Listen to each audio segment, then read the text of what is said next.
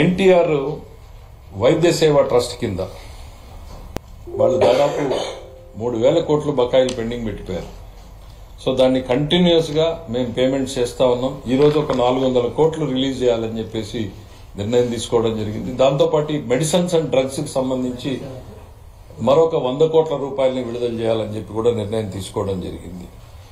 So total గా దగ్గర 6,700 కోట్ల రూపాయలకు సంబంధించినటువంటి నిధుల్ని ఇవాళ విడుదల చేయడం జరుగుతుంది. వివిధ వర్గాల ప్రజానీకానికి విడుదల చేయడం జరుగుతోంది.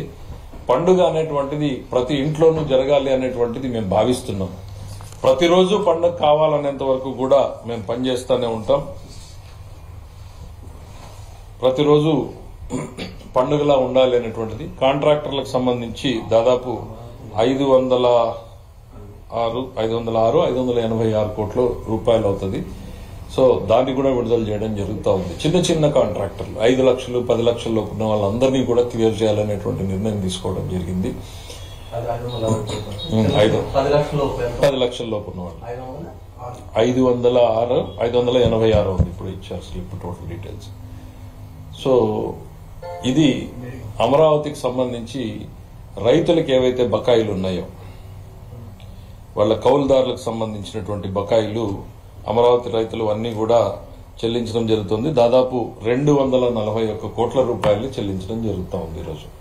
అంటే ఒకవైపు గత ప్రభుత్వ బకాయిల్ని చెల్లిస్తూ, మరోవైపు డే టు డే అడ్మినిస్ట్రేషన్ ని రన్ చేయడానికి ఎక్స్పెండిచర్ పెడుతూ, మరోవైపు భవిష్యత్తులో పెట్టుబడులు తేవడానికి పరిశ్రమల పెట్టుబడులు కావచ్చు, లేకపోతే రోడ్లని బాగు చేయడానికి కావచ్చు, లేకపోతే సాగునీటి కాలువల్ని బాగు చేయడానికి కావచ్చు, ప్రాజెక్టులు కట్టడానికి కావచ్చు, ఇవన్నింటికి నిధుల్ని సమకూర్చి ఈ రాష్ట్రాన్ని మళ్లీ పరుగులు పెట్టించే దిశగా ఇవాళ ప్రభుత్వం పనిచేయాలనేటువంటి లక్ష్యంతోనే మేము ముందుకు పోతా ఉన్నాం. ఎస్, ఇది కష్టమైనటువంటి పని అని మాకు తెలుసు. చాలా ఇబ్బందికరమైనటువంటి పరిస్థితుల్లో ఈరోజు ప్రభుత్వం నడుస్తా ఉంది. పదే చెప్తా ఉన్నాం. ఎందుకు అనంటే ఇవన్నీ చేయగలుగుతున్నాము అనంటే అక్కడ నిధులుండి కాదు, నిధులని సమీకరించుకుని.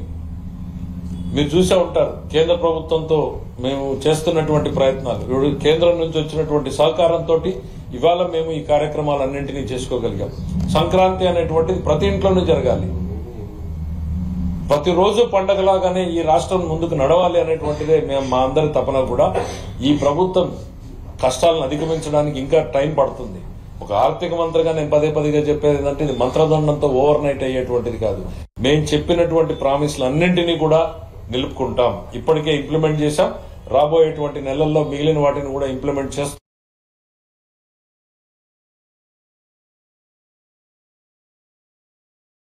ఒప్పుకుంటూ ఒక్కొక్క దాన్ని అధిగమించుకుంటూ చెప్పినటువంటి ప్రామిస్లని, పాత బకాయిల్ని కూడా చెల్లిస్తున్నాం. ఒక రోజు కాదు, 2 రోజులు కాదు. ఇరిగేషన్ ప్రాజెక్టులు ఆగిపోయాయి. మీరు చూసారు రాష్ట్రంలో రోడ్స్ ఆగిపోయాయి, బిల్డింగ్స్ ఆగిపోయాయి. ఇవాళ అందరినీ కూడా రివైవ్ చేస్తూ వచ్చాం. కేంద్ర ప్రభుత్వం నుంచి వచ్చేటువంటివి 94 పథకాలు. నేను పదే చెప్తా ఉన్నా. 94 పథకాలకు సంబంధించినటువంటి వాటిని మూసేశారు, నిర్వీర్యం చేశారు, ఉపయోగించకుండా చేశారు. ఎట్లా చేశారు? కేంద్రం 60 పైసలు ఇచ్చి మనం 40 పైసలు పెట్టాల్సినటువంటి పరిస్థితుల్లో 60-40 షేర్ ఉన్న దగ్గర ఆ 60 పైసల్ని తీసుకుని వాడేశారు. కేంద్రానికి యూసీలు ఇవ్వకపోవడంతో ఆ పథకాలన్నీ కూడా నిధులు వాడలేకుండా పోయినటువంటి పరిస్థితులు వస్తే మేము వచ్చిన తర్వాత ఇవాళ 6,000 పైన కోట్ల రూపాయలని కేంద్రానికి చెల్లించాం. ఎందుకనంటే అవన్నింటికి యూటిలైజేషన్ సర్టిఫికెట్ ఇచ్చి ఆ పథకాలని దాదాపు 73 పథకాలని మేము రివైవ్ చేసాం ఇప్పటికీ. ఎందుకంటే ఇది రాష్ట్ర ప్రభుత్వాన్ని గాడిన పెట్టడము అనంటే వాళ్ళు 60 పైసలు వాడుకుని పోతే ఇవాళ మేము వచ్చి రాష్ట్రం కట్టాల్సినటువంటి 40 పైసలు, కేంద్రం ఇవ్వాల్సినటువంటి 60 పైసలు ఇచ్చి 100 పైసల్ని మేము జమ చేసి ఇవాళ పథకాలని రీస్టార్ట్ చేశాం.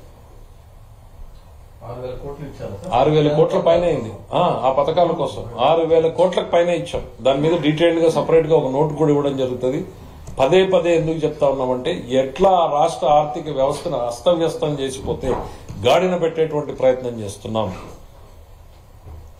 మేమందరం కూడా ఒకే లక్ష్యంతో ఉన్నాం. ఈ రాష్ట్రాన్ని చంద్రబాబు నాయుడు గారి లీడర్షిప్ లో పరుగులు పెట్టించే దిశగా ఆయన ముందుకు తీసుకెళ్తా ఉంటే ఆయన వెనకాల ఈ రాష్ట్రంలో ఇచ్చినటువంటి ప్రతి మాటని, ప్రతి హామీని మనం నిలబెట్టుకుని ముందుకు సాగాలి అనేటువంటి ఆలోచనతోనే మేమందరం కూడా కష్టపడి పనిచేస్తా ఉన్నాం.